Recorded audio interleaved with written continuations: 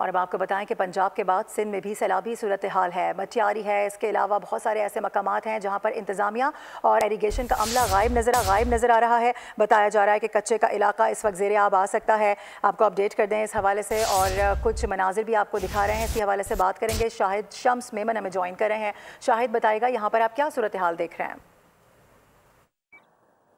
जी बिल्कुल, भारत का जो अभी जारियत का सिलसिला जारी है। सिंधु दरिया में मुसलसल पानी का दबाव जो है वो बढ़ता जा रहा है। हाला ओल्ड है, यहाँ भानोट है, सईदाबाद है, और यहाँ पर खैबर है, सेखाट है, कल्याण बंद है, और यहाँ पर ख़ास तौर पर मटियारी है। कच्चे के इलाके जो है कई ज़ेरे आब आ गए हैं। लोग जो है नकल मकानी करने पर मजबूर हैं। लोग जो है मुख्तलिफ खौफ और हिरास में मुब्तला है। उनका यही कहना है कि यहाँ पर सिंधु दरिया में जो मुख्तलिफ जो है यहाँ पानी का दबाव है, और 4 से 5 सितंबर को यहाँ पर बड़ा रेला जो है यहाँ से गुजरेगा मटियारी डिस्ट्रिक्ट से, जो बहुत खतरनाक सूरत अख्तियार करके गया है।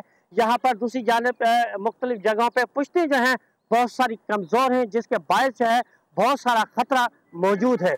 ठीक है, बहुत सब्सक्राइब करें और बेल दबाएं ताकि कोई खबर रह न जाए।